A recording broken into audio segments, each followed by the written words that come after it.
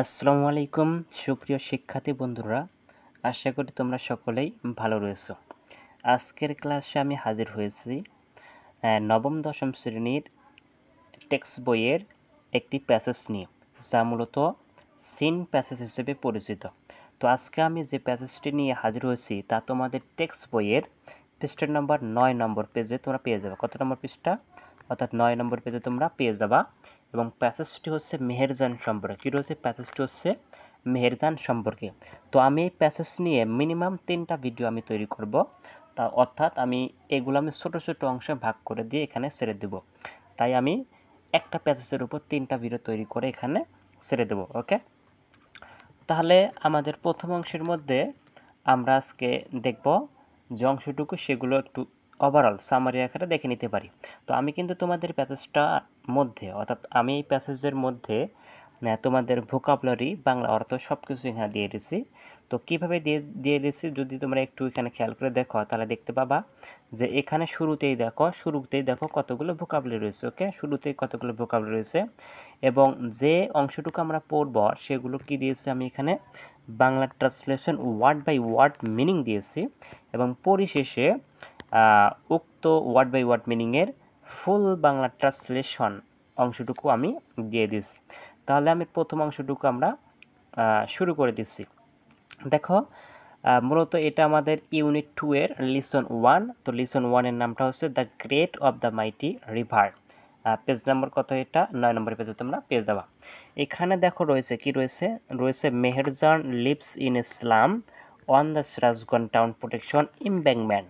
এরপর বলা আছে her polythene rope shelter looks like a case. Okay, তো এতটুকু অংশ। তো আমাদেরকে সিন প্যাসেজ বোঝার ক্ষেত্রে সবচেয়ে যে জরুরি যে বিষয়টা, এটা হচ্ছে ওয়ার্ড মিনিং জানতে হবে আমাদেরকে। ওকে, তাই তোমাদের সুবিধার জন্য আমি এখানে ওয়ার্ড মিনিংগুলো সুন্দরভাবে সাজিয়ে দিয়েছি। দেখো, এখানে আমরা বলতে পারি লিপস মানে কি বলতে পারি? লিপস মানে হচ্ছে বাস করা। ওকে, লিপস মানে কি? বাস করা। স্লাম মানে হচ্ছে কি? বস্তি। টাউন মানে শহর। প্রোটেকশন মানে সুরক্ষা। প্রোটেকশন মানে কি? সুরক্ষা। এরপর বলতে ইমব্যাংকমেন্ট মানে হচ্ছে বাঁধ। ইমব্যাংকমেন্ট মানে হচ্ছে কি? বাঁধ। পলিথিন মানে হচ্ছে পলিথিন। রোপ মানে হচ্ছে ছাদযুক্ত। রোপ মানে কি? ছাদযুক্ত। শেল্টার মানে আশ্রয় অথবা ঘর। লুকস লাইক মানে দেখতে এর মতো, অর্থাৎ কোনো কিছুর মতো, একেবারে লুকস লাইক। ওকে, কেস মানে হচ্ছে খাঁচা। যেমন ঘরটি দেখতে খাঁচার মতো, তার মানে লুকস লাইক, এটা হচ্ছে দেখতে খাঁচার মতো। এমন তার মানে এখানে দেখো খুব বেশি কিন্তু কঠিন যে ওয়ার্ড রয়েছে তা কিন্তু না, এখানে সহজ সহজ ওয়ার্ডই রয়েছে এবং কয়েকবার দেখলে কিন্তু তোমাদের এটা হয়ে যাওয়ার কথা।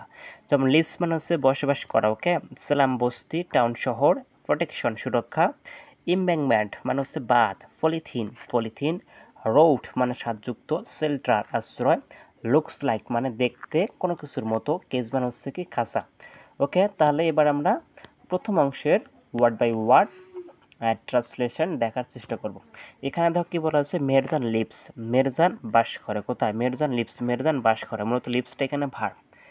তো প্রশ্ন আছে যে মেরজান বাস করে, তাহলে কোথায় বাস করে? এর উত্তর কিন্তু রয়েছে এখানে যে ইন ইসলাম মানে একটা বস্তিতে বসবাস করে। তারা মেহেরজান একটা বস্তিতে বসবাস করে। Okay, on the Sirajganj town protection embankment. এখন এই বস্তিটা কোথায় জানো? এই বস্তিটা কিন্তু হচ্ছে on the Sirajganj town protection embankment, অর্থাৎ সিরাজগঞ্জ শহরের রক্ষাবাদের উপর। কী দেওয়া আছে এখানে? সিরাজগঞ্জ শহরের রক্ষাবাদের উপর। তার মানে মেহেরজান হচ্ছে মূলত বাস করে কোথায়? বস্তিতে। এবং এই বস্তিটা কিন্তু সিরাজগঞ্জ শহরের রক্ষাবাদের উপরে অবস্থিত। এরপর বলা রয়েছে হার পলিথিন রোপ শেল্টার, মানে তার পলিথিন দ্বারা নির্মিত ঘরটি লুকস লাইক এ কেজ, একটি খাঁচার মতো দেখায়। কিসের মতো দেখায়? খাঁচার মতো দেখায়। তো পরীক্ষায় কিন্তু আছে যে মূলত মেহেরজানের ঘরটা কিসের মতো দেখায়? উত্তর কিন্তু আবার লুকস লাইক এ কেজ মানে একটা খাঁচার মতো দেখায়। তো আমরা যদি এই অংশটুকে যদি ফুল ট্রান্সলেশনে দেখি তাহলে আমরা দেখতে পাবো যেখানে রয়েছে যে মেহেরজান সিরাজগঞ্জ শহরের রক্ষাবাদের উপরে একটা বস্তিতে কী করে? বাস করে। এর বলা আছে তার পলিথিন দ্বারা নির্মিত ঘরটি দেখতে একটা কিছুর মতো, খাঁচার মতো। এরপর আমরা যে অংশটুকু দেখব তা হচ্ছে, তো আমরা মূলত আগে এখানে প্যাসেজটা পড়ে নিচ্ছি, এরপর ওয়ার্ড মিনিংগুলো আমরা দেখে নেব। এখানে দেখো, তো এখানে একটা বলে রাখি, তো সম্ভবত তোমাদের প্যাসেজের মধ্যে তোমাদের বইতে শি ইজ নিয়ারলি 45 এখান থেকে শুরু করে একদম, দেখো আমি বলে দিচ্ছি, একদম হচ্ছে ঠিক এই যে ফার পর্যন্ত, স্ট্রেট টু দ্য ফার, এতটুকু অংশ সম্ভবত তোমাদের বইতে নেই, এতটুকু অংশ তোমাদের বইতে নেই। তাহলে আমি এটা কোথায় পাইলাম?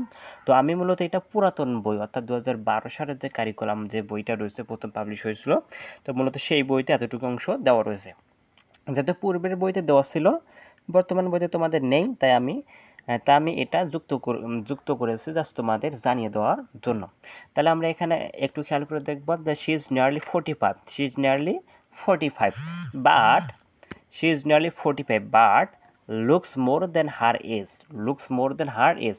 এরপর বলতে হবে in front of her shelter she is trying to make a fire to cook the day's only meal, her weak hands tremble as she adds some fallen leaves and stray to the fire. The whispering wind from the river Jamuna makes the fire unsteady. The dancing flame remind Merzan of the turmoil in her life. এখন যদি আমরা এই প্যাসেজটুকুর বাংলা অর্থ একটু খেয়াল করে দেখি, অর্থাৎ ওয়ার্ড মিনিং খেয়াল করে দেখি, তাহলে দেখতে পাবো যে এখানে কতগুলো গুরুত্বপূর্ণ ওয়ার্ড মিনিং রয়েছে। যেমন নিয়ারলি মানে আর বলতে পারি হচ্ছে প্রায়, নিয়ারলি মানে কি বলতে পারি, মূলত প্রায় বলতে পারি। দেন মানে অপেক্ষা বা তুলনা করা, এমন অর্থে ব্যবহার করা হয়।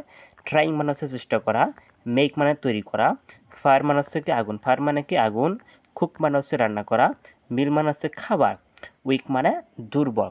এছাড়াও দেখতে পারি ফলেন মানে হচ্ছে পড়া, ফলেন মানে কি পড়া, লিপস মানে হচ্ছে পাতা, স্ট্রে মানে হচ্ছে খড়, উইসপারিং মানে হচ্ছে মৃদু ফিসফিসানো, ওয়াইন্ড মানে হচ্ছে কি বাতাস, ওয়াইন্ড মানে হচ্ছে বাতাস, আনস্টেডি মানে কি অস্থির, আনস্টেডি মানে কি অস্থির। এছাড়াও শেষের দিকে যে অংশটুকু রয়েছে, সে অংশটুকুর মধ্যে যদি আমরা খেয়াল করে দেখি, তাহলে দেখতে পাবো যে মূলত দেখো মিল মানে হচ্ছে কি খাবার, ওকে। উইক মানে দুর্বল, হ্যান্ডস মানে হচ্ছে হাত, আর ট্রিম্বল মানে কাঁপা, ট্রিম্বল মানে হচ্ছে কাঁপা, অ্যাডস মানে হচ্ছে যোগ করা, অ্যাডস মানে কি যোগ করা। এছাড়া এদিকে যদি দেখি আনস্টেডি মানে অস্থির, আনস্টেডি মানে কি অস্থির, ড্যান্সিং মানে হচ্ছে নাচতে থাকা এমন, ফ্লেম মানে হচ্ছে আগুনের শিখা, রিমাইন্ড মানে স্মরণ করানো, টার্মোল অশান্তি বা বিশৃঙ্খলা। এখন আমরা দেখব উক্ত অংশটির ওয়ার্ড বাই ওয়ার্ড ট্রান্সলেশন। এখানে দেখো বলা হয়েছে she is nearly 45, she is nearly 45 মানে তার বয়স কত বছর, 45 বছর, তার মেহেরজানের বয়স প্রায় 45 বছর। বাট কিন্তু looks more than her age, কিন্তু সে তার বয়সের চেয়েও কী দেখায়, বেশি বয়স্ক দেখায়। তার মানে মেহেরজানের বয়স কিন্তু এখানে কত বছর, 45 বছর। তাকে দেখতে কেমন, 45 বছরের চেয়ে বেশি বয়স্ক দেখায়, অথবা হতে পারে তাকে 60-70 বয়সের মতো দেখায়।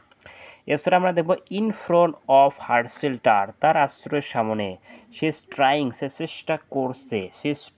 চেষ্টা করছে টু মেক এ ফায়ার আগুন ধরাতে, to cook the day's only meal, দিনের একমাত্র খাবার রান্নার জন্য, ওকে। তার মানে এখানে কি রয়েছে, দেখো সে চেষ্টা করতেছে কোথায়, in front of her shelter, তার আশ্রয়ের সামনে। তার মানে সে তার ঘর যেটা রয়েছে সেই ঘরের সামনে সে চেষ্টা করতেছে টু মেক ফায়ার আগুন ধরাতে। কেন আগুন ধরাবে, to cook the day's only meal মানে দিনের একমাত্র খাবার রান্নার জন্য।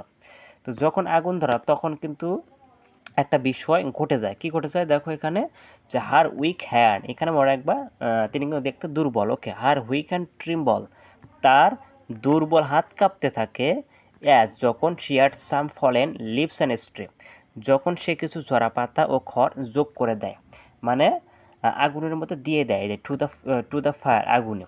অর্থাৎ যখন সে দিনের একমাত্র খাবার রান্নার জন্য আগুন জ্বালাইছে, তখন আগুনে ঝরা পাতা বা খড় যখন দিচ্ছিল, তখন তার দুর্বল হাতগুলো কী করছিল, কাঁপতেছিল।